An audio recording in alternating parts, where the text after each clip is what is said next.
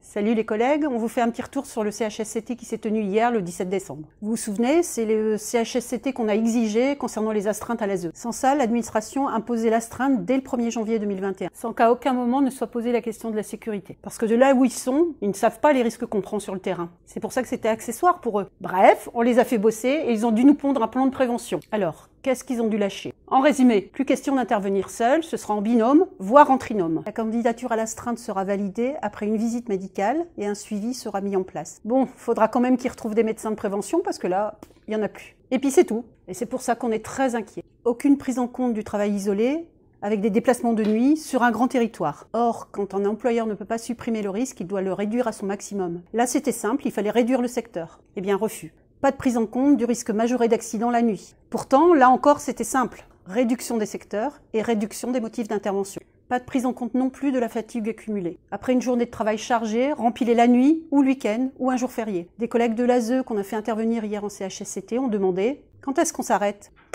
Pas de réponse. Ils s'en foutent, ce sera des volontaires. Et volontaires, mais ça pourrait être aussi des collègues précaires, en CDD et fraîchement nommés dans les services. Bref, demain, pour le patron, des collègues pourraient se déplacer la nuit, seuls, en urgence, pour aller gérer à l'autre bout du département une situation de crise, et tout ça sans aucune sécurité. Et malgré tout ça, des organisations syndicales ont voté pour et ont validé le projet. Facile pour la DGA Sol d'organiser tout ça depuis ses bureaux, mais qu'ils sachent qu'ils engagent clairement leurs responsabilités. Alors la suite, en janvier, un comité technique, et nous on lâchera pas, et après, une séance plénière à l'Assemblée départementale. Donc, rien n'est terminé, mais c'est mal engagé. Est-ce que pour quelques euros, ça vaut vraiment le coup de se mettre en danger ?